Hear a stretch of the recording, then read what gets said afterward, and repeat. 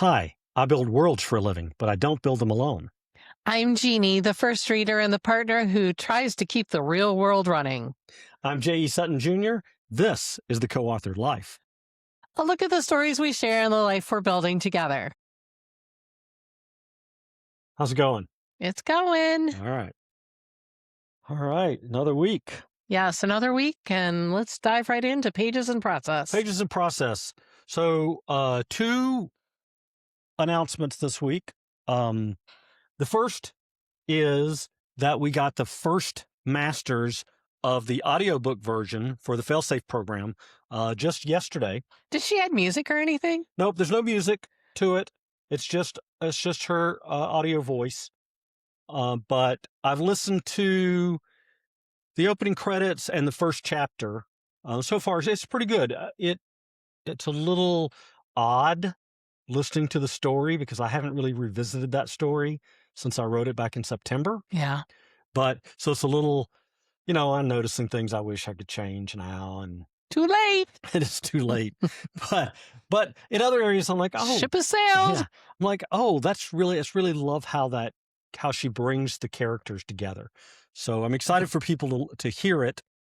Camry Fletcher is the narrator producer who's working on the audiobook, and so far very impressed with the work that she's done. Listen to some samples of some other work. I had not done that before we hired her.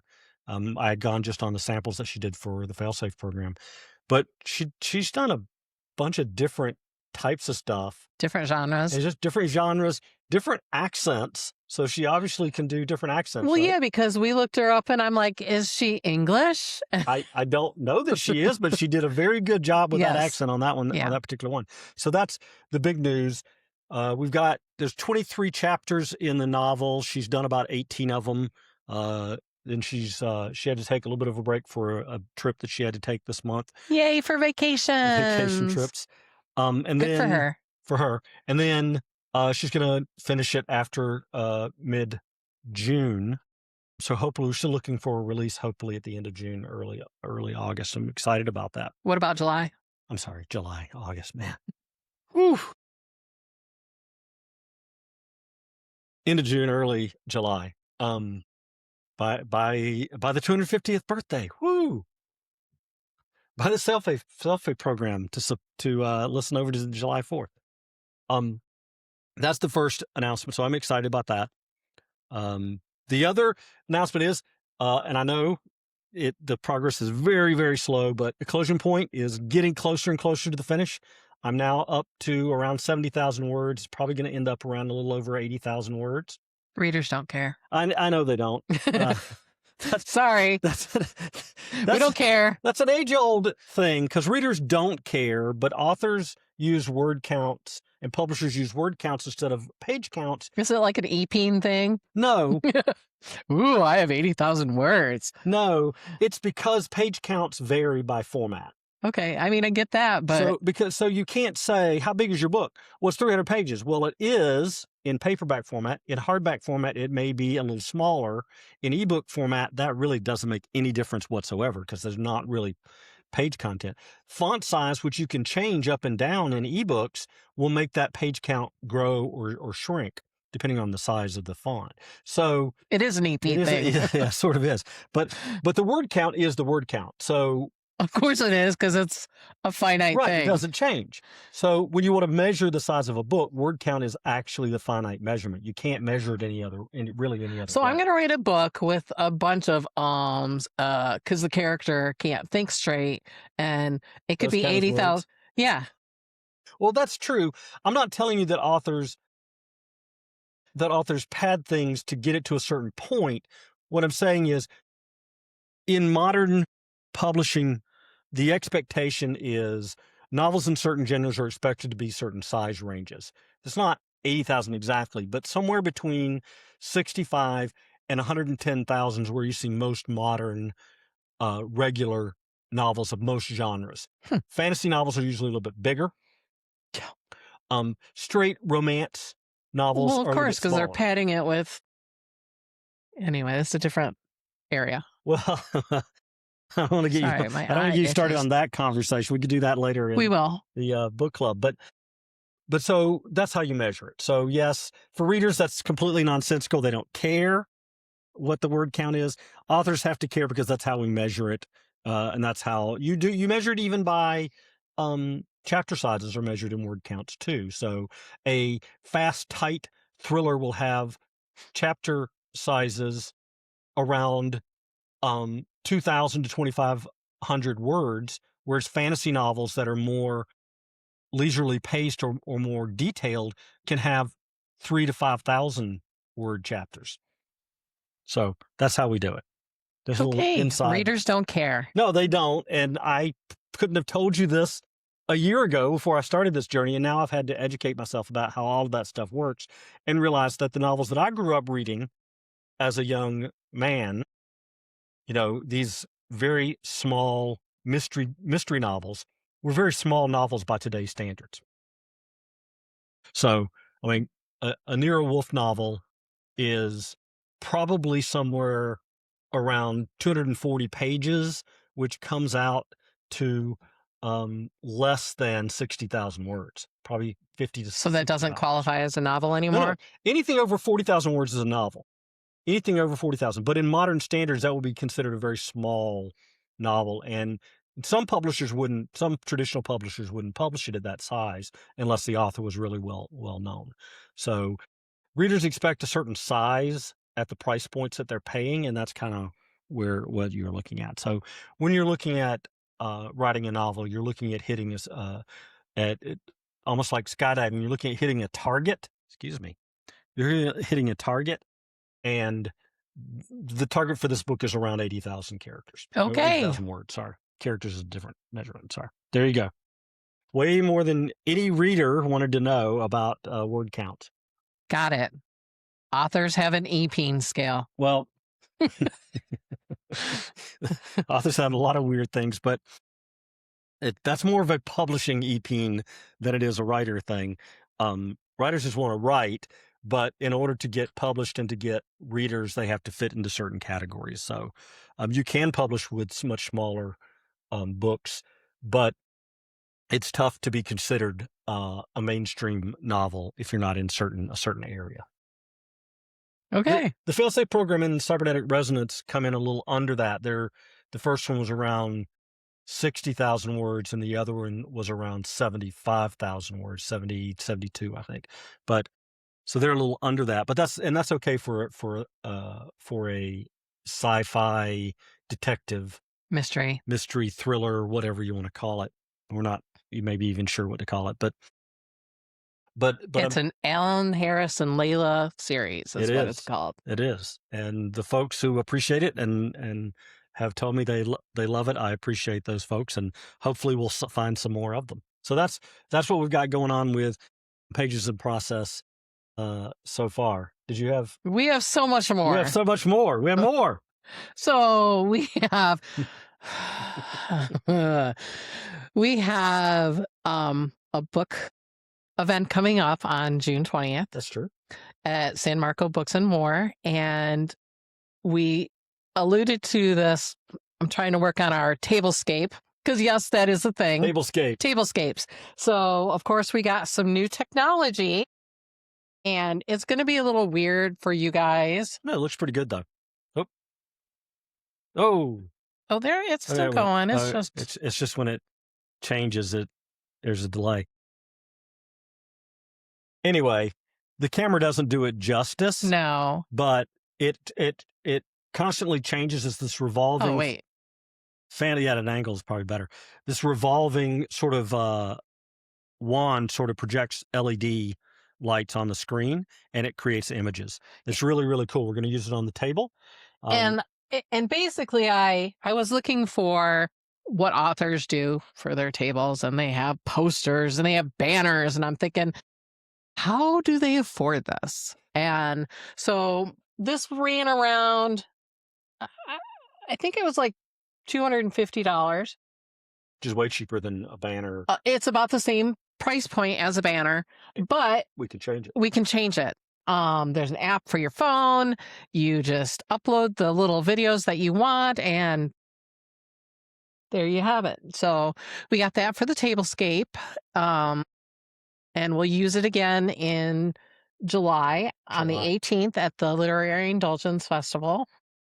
Yeah, I'm great. I'm glad that you remembered this because I had thought even this morning I wanted to call out the folks at the Literary Indulgent Book Festival. They have been amazing. They are all over social media promoting not just their event, but the authors that are going to be at their event. And trust me, that's not necessarily a given for events. Some events are way better at than others. We've at been there, promoting. done that. Yeah, so we've been at events that maybe weren't promoted so well by the event coordinator. They sort of left it up to the author. We've been to folks who did a little bit, and the Literary Indulgence Festival has been fantastic, getting social media out, following their authors on social media, Right. and interacting with their posts. So I just posted something on Threads just the other day, and it wasn't even about the festival. It had nothing to do with that. It was just talking about the books, and they followed it up immediately talking about congratulating me on publishing books and inviting everybody in Jacksonville to come out and see this amazing. I thought it was a very good sort of thing. So yeah. So there's that. Kudos to them. Yeah. What else?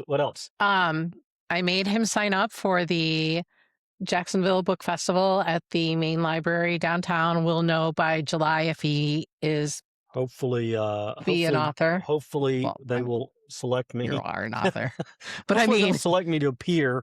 If not, maybe we'll just go. Oh yeah, and shake hands and tell people they can come out to the parking lot and get books out of my back of my car. Oh, maybe not. Anyway, but yeah, hopefully we'll get invited to that, and we'll get a chance. And then far out into the future, we still scheduled to go to a book meet and greet with other authors at the Next Chapter in Avondale. Book Hub in Avondale. And at that time, we should have the Eclosion Point should be published, and we should be selling copies of that. Hopefully. So that'll be a good point. We're getting really, really close to the finish of the first draft. I wrote what I guess could be a climactic scene. Don't know. Jeannie hasn't read it yet. She reminded me we have editing to do, and we need to get to that. But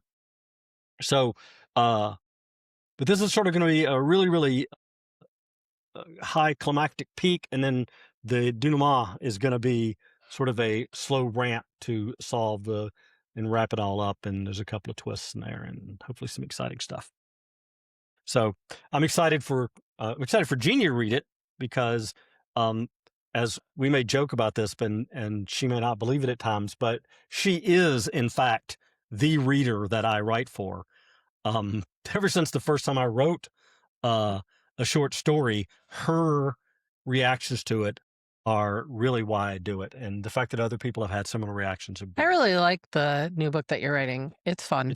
It's different. It's a little different. Maybe almost, I hate using the word because it's not really true, but it's a little more adult themed than the Alan and Layla novels, but not in a bad way. It's not graphic. I don't know that calling it more adult than because Alan and Stacy are two consenting adults who get into some scrapes and have a amazing device, Layla. So I don't know that that's not adult. Yeah. It's more.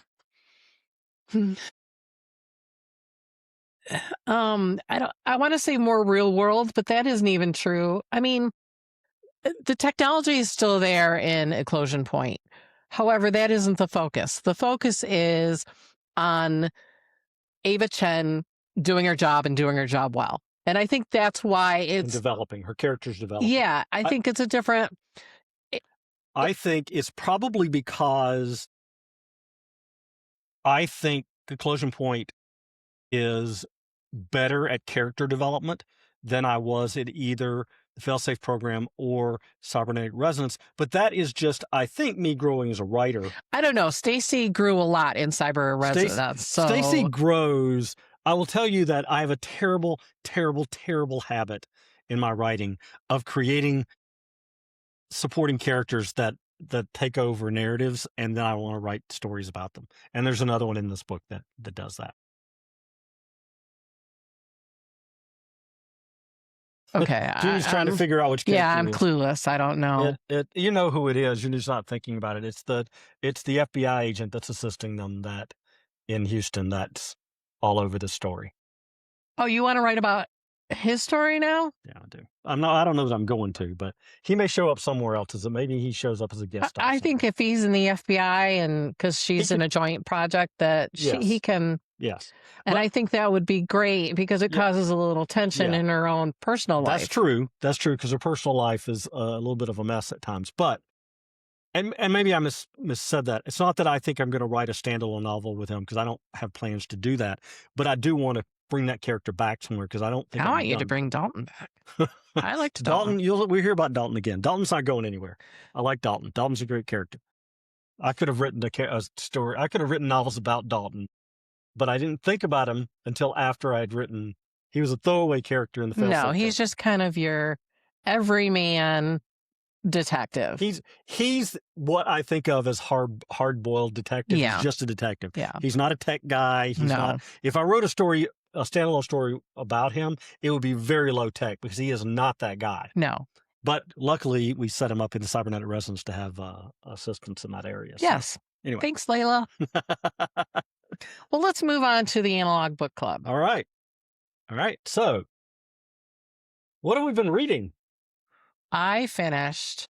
I know. I finished. You wouldn't stop talking about it. All the Light We Cannot See. People, read this book.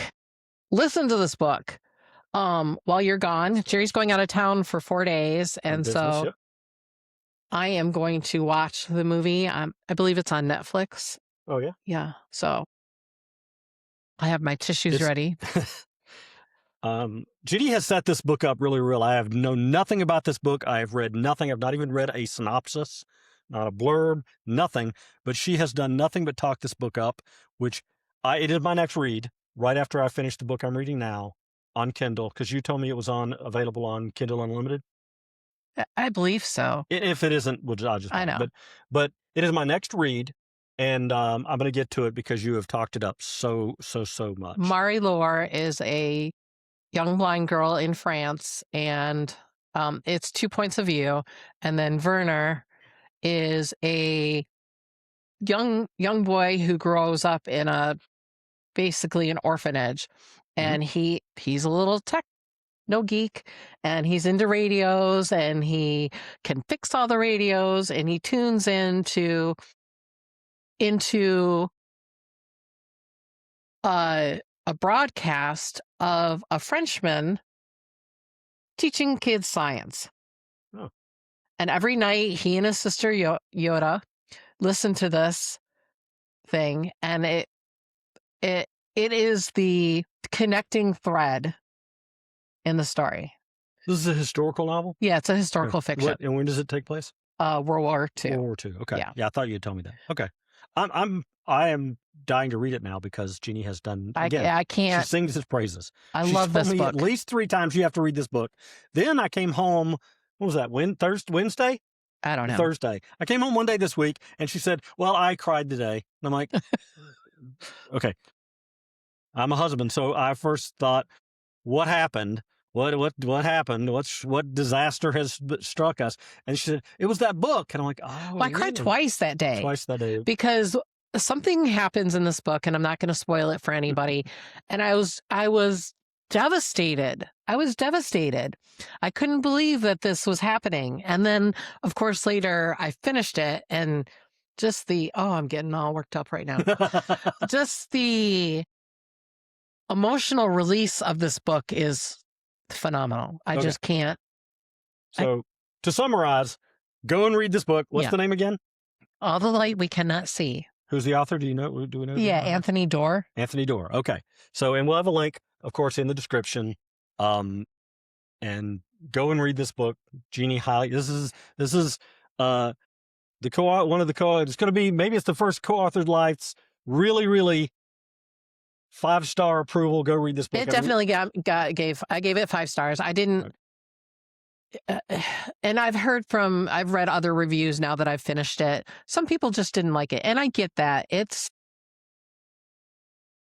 I don't know. I loved it. I loved the details. And we've talked about it before because Mari Laura was blind. That She had to count the steps and stuff like that. And just the little details just kind of really brought it to life. and I will tell you, as an author, that takes a special writing talent, because some authors are very, very detailed in their descriptive language and some aren't. I am not. And so you could read, and there's no, it's not right or wrong. It just is.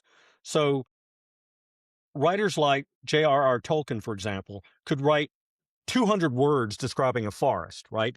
That may be a little bit much for some readers. However, other writers, Elmore Leonard, who's one of my favorites, writes almost no descriptive language at all. It's all dialogue and describes only what you need to know. You don't need to know what was on the dining room table unless we're going to do something with it. Right. It's a dining room table. They sat at the table. Here's what they said. Here's what happened. Right. So there's room for both in the industry, and I think it's a matter of preference as to which you like.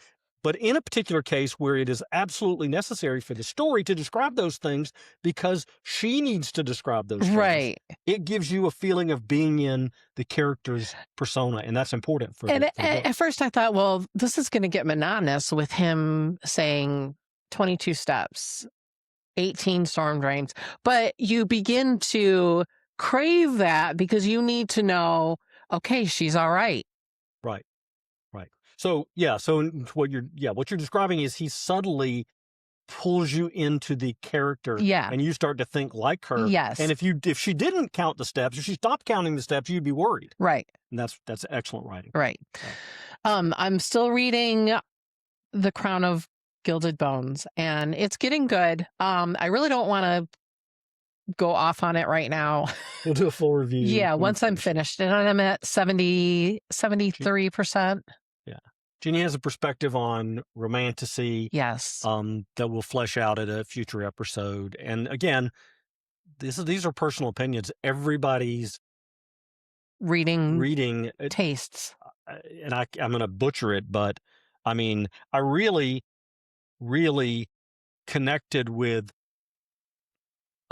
Taylor Swift when she talked about how there was some backlash about her latest album. Right. And people didn't like it. And she said, that's my art. That's fine. It's her art. They're free to like it or not like it. She can't control that. All art is secretly a Swiftie. Right. All art is subjective. And as she pointed out, she had people who had loved one album at a certain age. They grew up. They started their new favorite album was something else, or they didn't appreciate an album. And I know from a reader's standpoint, there are books that I've read multiple times. I appreciated them far more the second or third time. A, I was more mature. B, I had more experience. And C, I knew enough about the story to just focus in on some of the details and some of the nuances that I didn't pay attention to before. So, but art is subjective. So just because someone doesn't like a piece of art, and writing is an art, don't let anybody tell you otherwise. Writing is an art if it's done correctly. Some people are going to love it. Some people are going to say, this is too slow. This is not fast enough. I didn't like the way this character did this. I really hated that this character said these things. It made me think he was a bad person. But art has to reflect life. Yeah. And there's going to be bad people. And there's going to be things you don't like. And there's going to be things that you can empathize with, and things that you connect with, and things that you don't connect with. So I think it's very important. So if you don't like a certain genre or a certain style of writing in a genre, then that's fine.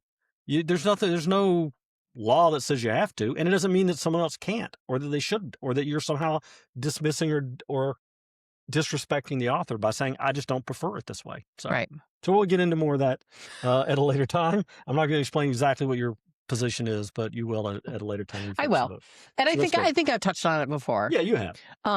It's not that I don't like the book. I love the world. I love the plot of the well, we will. Jeannie will give her full review of this when she finishes it. Yeah, I'm looking forward to that. But So, or is that anything I else you're think doing? I just started a new Ken Follett, Can follow it. the Pillars of Earth, or the I've never read that. I've read a lot, some of his other stuff. so far so good. He's very good. It's about a monk in medieval England. It's interesting that there's monks in the book I'm reading too. Huh. Monk Anyway, fest. Monk fest. So anyway, I finished listening to the last of the James Bond novels, The Man with the Golden Gun. Sort of an interesting ending. I don't think it's true, but it almost felt like this, as we've talked about before. The Man with the Golden Gun was Ian Fleming's last novel. He passed Yes, we've away talked about it. after he wrote the first draft. So we didn't even polish it. Yeah. But I mention it now only to say that when I finished reading it, it felt like the end of the series, even though there's no reason to believe that he thought that, but it felt like it. And maybe subconsciously, maybe he was worried about that because he was in poor health at the time. He'd had a heart attack.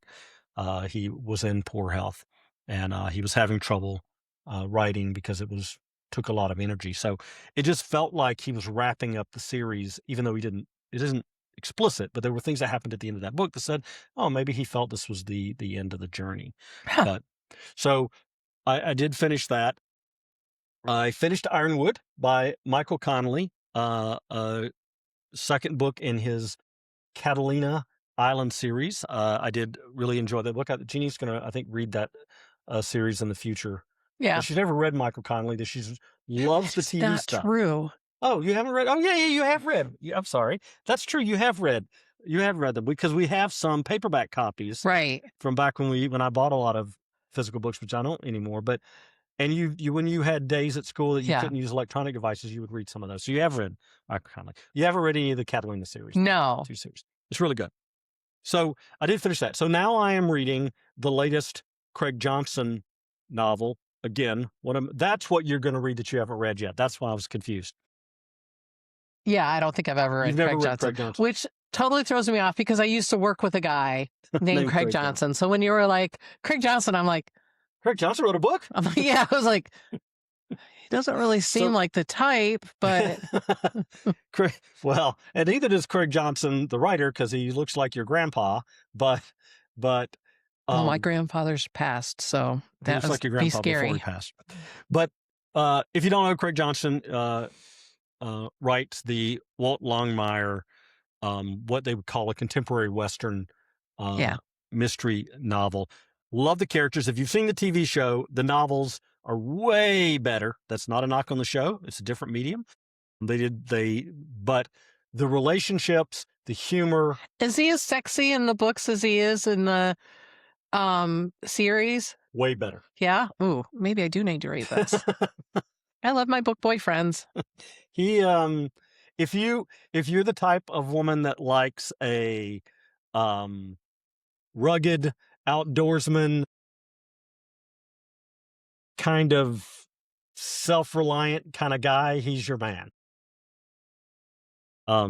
It's an excellent character, a fantastic character, and the interaction between him and his undersheriff Victoria Moretti, which aptly played by Katie Sackhoff in the TV series, but she can't do justice to this character because of the way that she's written in the book. She's way better in the book. Read the books because they're fantastic. Jeannie has promised me that she's going to either read or listen to one of these books. I think she will love it. Yeah. Maybe we can talk about which one, because you don't necessarily have to start at the way beginning. But I don't know. There's. I already have another book in my TBR really that good. Anyway, I'm reading the latest book from Craig Johnson called The Brothers McKay. That's his newest one. It's his newest one. Right. It's his latest book. I'm having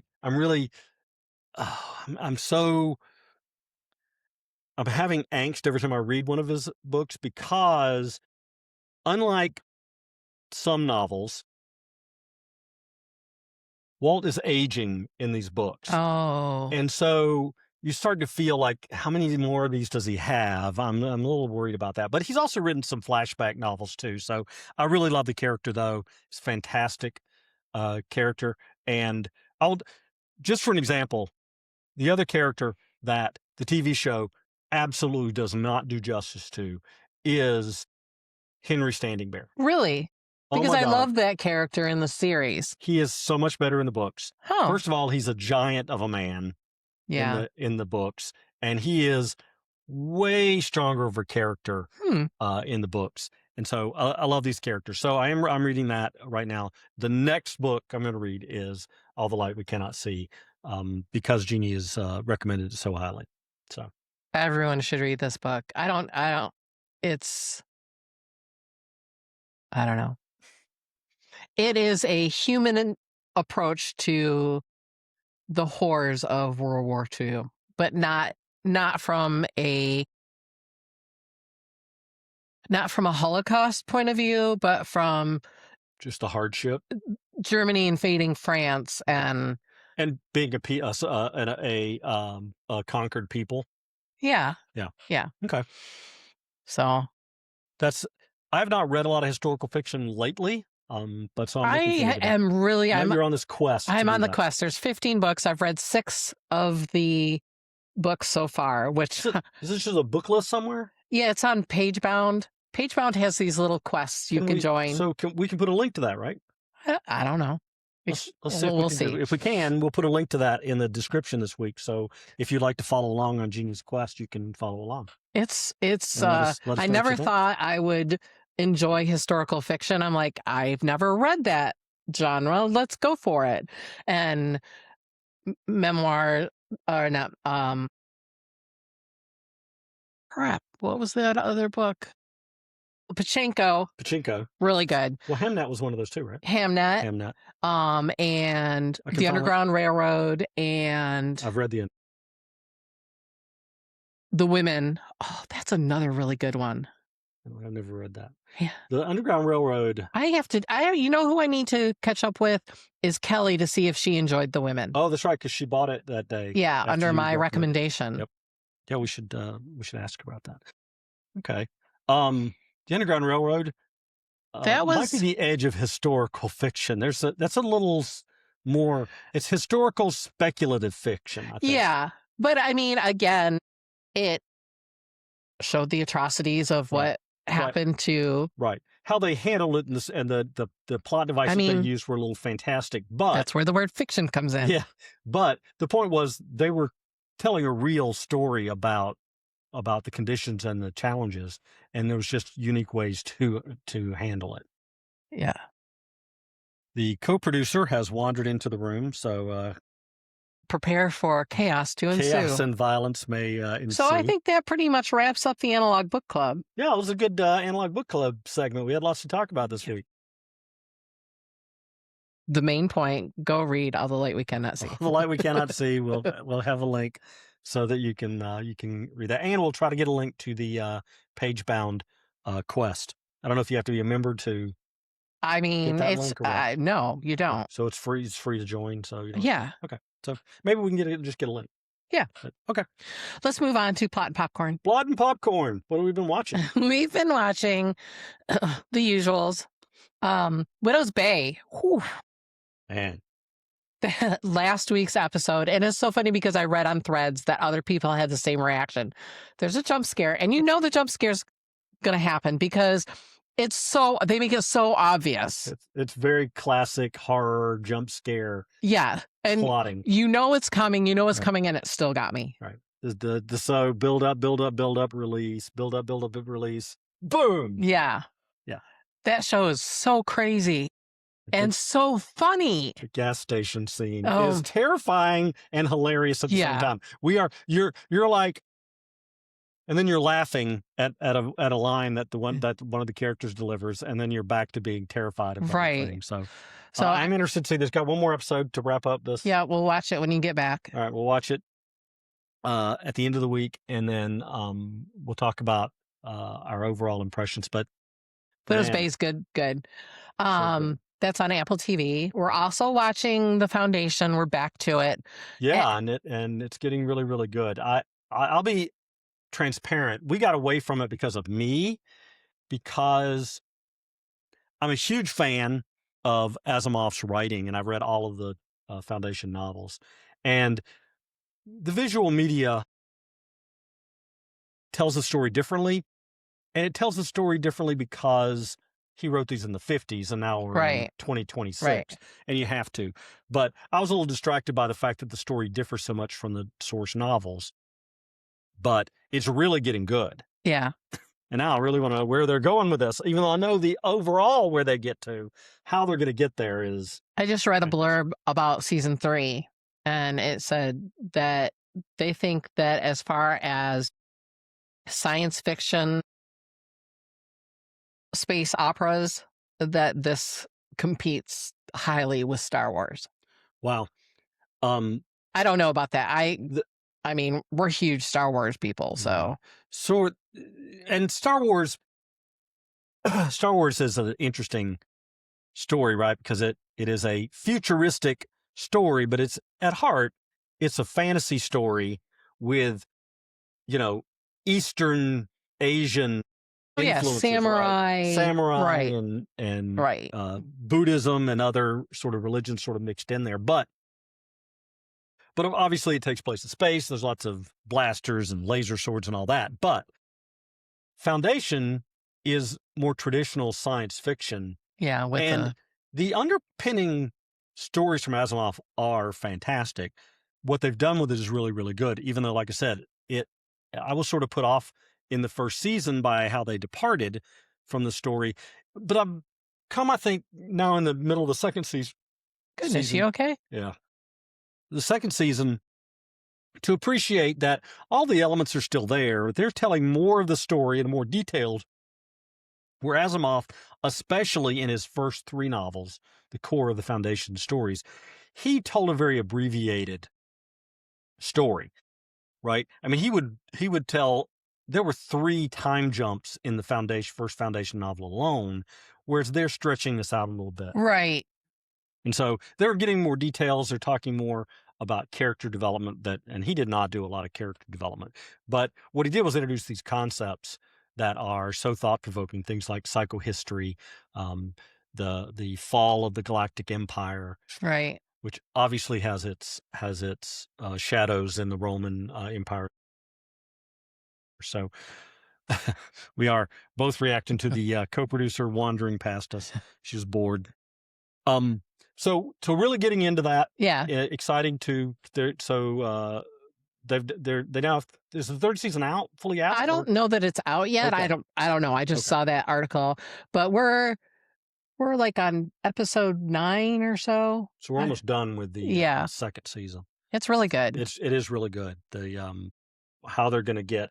Again, I have to be patient with Jerry because he doesn't like to watch them Jeannie style.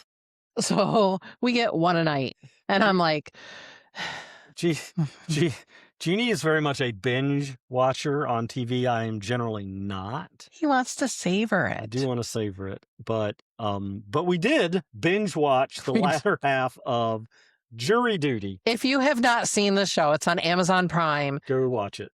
We were trying to find something humorous to watch, right, to break up our science fiction, mystery, horror, suspense, just to lighten up the mood. Right. And so I, of course, Googled some funny things. We came across one called Stumble. Sorry, we couldn't get through it. Bad. So, but the second or third one was called Jury Duty, and Jury Duty Corporate Retreat. Well, you can't really start with season 2 if you are any kind of a binge watcher. Right. You have to start with so we started with season 1, which was Jury Duty. And basically, you called it a prank show? Well, that's what this article called it, as a prank show. And I guess it literally is, because they set it up by inviting one guy to this fake trial where everybody else but him is an actor. Right. And he doesn't know it. And so they film what happens. And at the end of the series, this first season, they sort of go behind the scenes and they show you how they did everything. And it is amazing. It is amazing. And so amazing that I didn't believe that they were being upfront about him not being in on it. But I looked it up later, and they literally did invite a bunch of people to apply to be in a documentary about jury service. and he signed up for it. They selected him, and then they put in all these actors around him, and they held a trial. They actually held a trial. So It was fake, a but fake trial, but the 30 hours of testimony is what they said they had yeah, in this trial. 28 They sequestered the jury. They manipulated the situation to sequester the jury. So they had to spend all this time together in hotels. Yes, and they stayed there. I mean, Right. we don't know if they got breaks to go have real lives. I don't know. It doesn't matter. It's kind of got the impression that they structured it so that the actors weren't there the whole time, but they would distract him with other things going on so that they could go do whatever they did. Right. At one point they did, so they could go and rehearse the scene. Right. So, but anyway, go and watch the show. It is hilarious.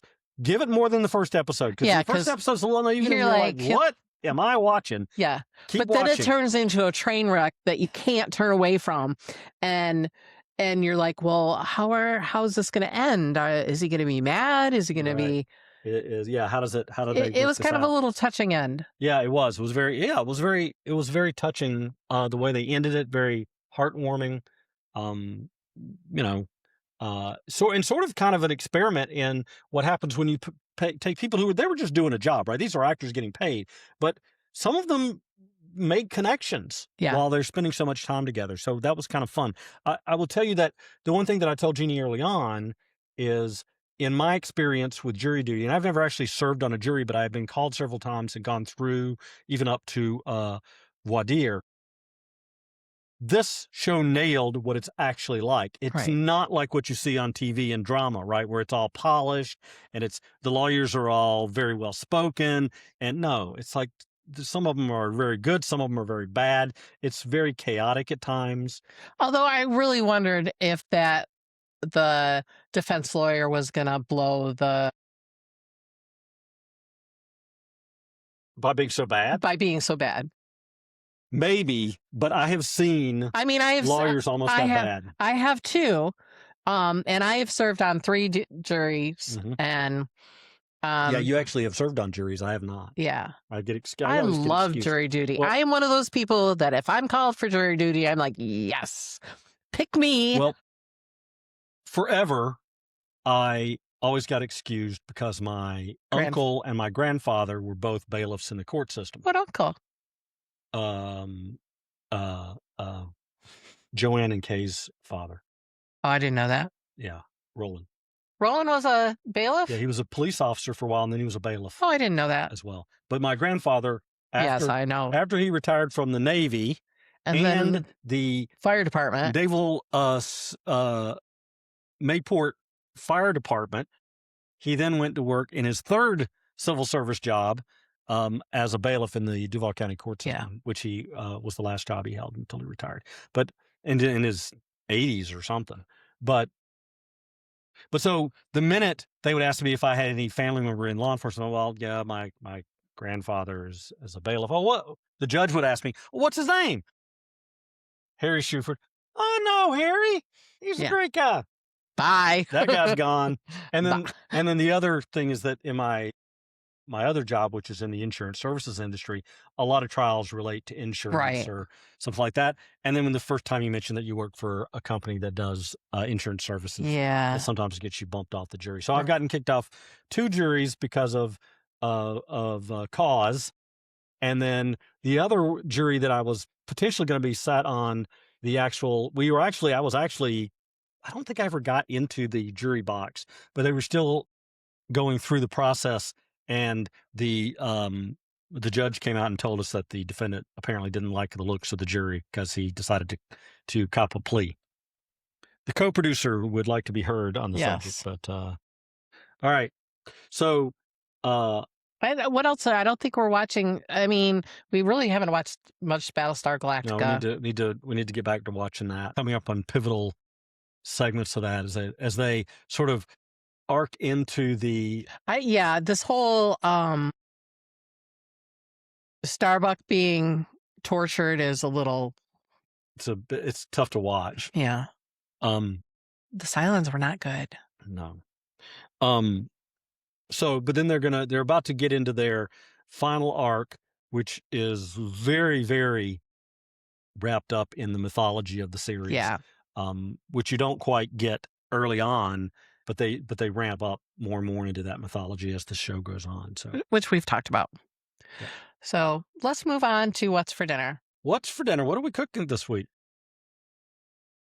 I don't know. I'm totally just went blank. You cooked that cod that was really, really I good did cook the cod with a garlic butter seasoning. it was garlic butter seasoning. If we do it again, when we do it again, I'm going to spice it up just a little bit more, but it's basically softened butter, a little paprika, some parsley, and some garlic. And you just salt. I think was also some salt in there. You mix all that up, and then you layer it over the fish, and then bake it. And Yeah. Other than that, I think it was pretty much mundane meals. yeah, our sheet pan meals, and even that was a kind of a sheet pan meal, but we cooked them separately. But I thought we did some cooking last weekend, though. what did we cook last weekend? I don't know. We did. We did have date night. We did do date night. At Oxford Place. Oxford Place is different from Oxford House. Yes, Oxford Place in historic Ortega. Yeah. Jacksonville, Florida. Suddenly they take reservations, which I found out the day of. Jeannie had a little panic attack the day of. That we wouldn't get in. They opened very recently, and when we went, when I planned it, I'm like, well, they don't take reservations, so we're just going to have to go, and we'll go whenever we can. So then the day of my planned date, I'm looking online and I'm like, they take reservations, and there are no reservations for tonight. So we decided to go right at 5:00 when they opened, and thankfully we got right in, and it filled up quick. It did fill up, but they were very gracious. They just started taking reservations the week before. Yeah. They admitted, they're like, we're still working it out. Still working it out, but they sat us right away. We didn't have to wait. The food was amazing. It was really good. Good portions, not over. Not too much, not too little. Sometimes high-end places can be trying to be very, very upscale, and you have these tiny little portions that aren't really enough to eat. But they did not do that. They're nice portions. I had the flounder. Yes. Which was very, very good. And you had the chicken. But they weren't chicken nuggies. They weren't chicken nuggies. They're little chicken medallions, really. Yeah. I don't know. It was very good.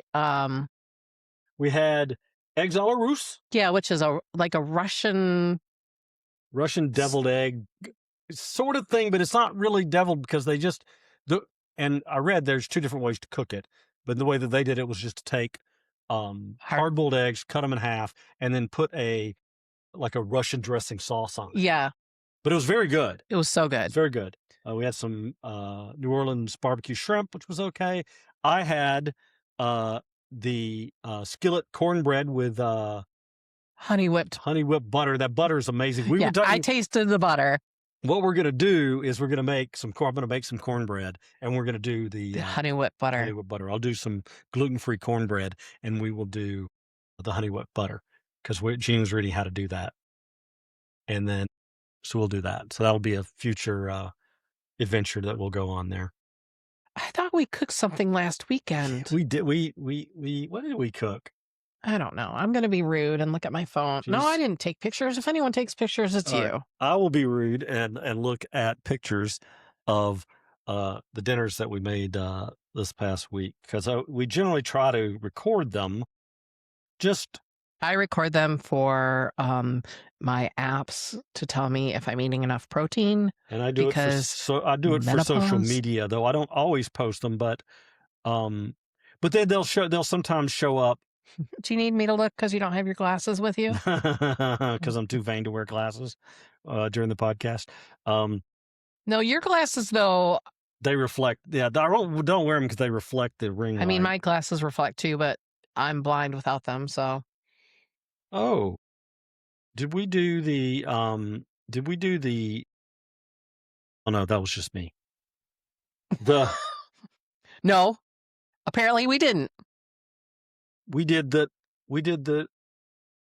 spit it out. We did the... Saturday, we did the scallops. Oh, yeah, we did scallops. We did the scallops. I can't believe we didn't. And the we forgot about Parmesan that. risotto. I can't believe we looked. It was very traumatic. Yeah, Jerry burned his hand. Burned my hand. So we did a Parmesan risotto, which is really, really simple. Yeah, because you do it in the oven. Yeah. So you don't have to sit there and stir all day. You bring the butter to a boil, right, or foam, and then you add the rice, and then you immediately add chicken stock and some spices, and not that you don't do the Parmesan or anything at that point. Then you put it in the oven for 20 minutes, and you just let that cook. And then while that was cooking, I cooked the skillet, cooked the scallops for the first time ever. I've never cooked them before in the skillet. We've been wanting to try scallops since we ever first watched Hell's Kitchen. Yeah. And I'm sure these aren't anywhere near that, but they were good. They were really good. They came out really well. I did burn my hand on the pan. That was the risotto pan, though. That was the risotto pan because obviously it's in the oven. It's very hot. So I got my pot holders out, got it out, put it on the stove, put the pot holders down, grabbed a spoon, started to stir. The pan shifted. I immediately reached out to touch the handle. And then I yelled a curse word. But I powered through it. I put some water on it, finished the dinner, plated the dinner. I'm so mad at you. Put ice on my hand. Yes, we had an argument because, hello, I could have plated the dinner. Put ice on my hand, and after I plated it, I asked Jeannie where the aloe was. And she was like, what? What happened? What happened? Yes, I should have asked for help at the time, but it was me trying to finish the dinner. So, but we did. It was fantastic. So we'll have that. Yeah, I didn't take any pictures of food. Recipe up. You get to see that. I think that's it as far as stuff that we did. I think so too. Yeah. The next thing that I have on a meal that we cooked was the chili from 2 weeks ago. So that was the big meal that we did. It was delicious. It was very good. Definitely going to have scallops more. Definitely want to do scallops again. If we do the risotto, I want to add some green to it because... We almost did, but we sort of chickened out. We're like, we've never done it before, but I think it would have been really good with the asparagus. Because at the end of it, when you bring it out of the oven, isn't that when you add the cream and the Parmesan? Yes, that's so we could have added the asparagus and we could have sauteed the asparagus on the stove, or would you do it, bake it? No, I don't think. I think that the risotto itself would have cooked it. Oh, really? You wouldn't? You just put? Well, I mean, I didn't thought about that, but I mean, it's hot. Obviously, it burned your hand. Well, the pan was hot, right? Yeah. So we could try that. So yeah, you add the Parmesan cheese and cream to the risotto after it comes out of the oven, and you stir all that up. That's what I was doing when I burned my hand. Yeah. And as a result, we went the next day and bought silicone handles for the yeah, we made a Target run. Target. Bought silicone protective handles so we could put them on after it comes out of the oven, so I don't forget and put my hand on it. That's not the first time that's happened, by the way. But it turned out fine. It didn't actually burn it. I was fast enough getting the water, the ice, and the aloe, which is amazing stuff. So that the aloe hasn't moved from the last time you burned your hand. I know. And for you to yell, "Where is the aloe?" at me, I was like, it's right where you left it. Well, obviously, I was looking in the closet in our bathroom storage closet, and I didn't think to look over there. I mean, you're right. It should have been in the closet, but yeah, that closet is a mess. That is the last time that we used it. Was it when I burned my hand, or was it for sunburn? No, it was probably when I burned my hand. That's usually when we use the aloe because I do that. I cut my handself later, but well, that was on the egg bites. We did egg bites too. Oh yeah, egg bites. Egg bites. We made we did that last week before the podcast because we had we did them Sunday. We did them Sunday. You're right. So we'll put that recipe, and I gave you that recipe, but we made them Sunday. Egg bites. I didn't ask for the recipe for. I know you asked for this. I wanted it for personal reasons. Right. I was just remembering that I gave it to you, and I was conflating it with preparing for the Conflating? conflating, What is the definition of conflating? putting things together. Okay. Conflating. He conflated. They conflated. We all And conflated. maybe I'm wrong about that. Somebody can tell me. No, I think it's when you mash things together. They're not, you add things together, maybe even things that shouldn't be. But I was associating you asking for it with the podcast because you were editing it around the same time, and I didn't think about it. But yeah, we'll have we'll have the egg bite recipe. It's really good. They're basically Starbucks egg bite recipe. In fact, it's called a copycat recipe. But it's really Eggs, cottage cheese and bacon and Gruyere. bacon and Gruyere. It's basically all it is. It's supposed to have a hot sauce in it, but I forgot the hot sauce. I was going to ask you about that, but Forgot the hot sauce. you could have just added some red pepper flakes. Yeah. Anyway, I think that wraps up everything. All right. So I think that's that time again. Yeah, that's what I just said. I'm agreeing with you. I know, but No, I forgot my line. All stories must come to an end, but our process is just getting started. or is it? Thanks for joining us behind the scenes of the co-authored life.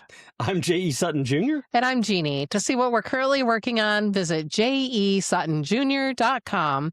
We'll see you in the next chapter. And Nutmug says hello. What's up, co-producer? She just gouged me. I know you want treats. All right, we gotta go. All right.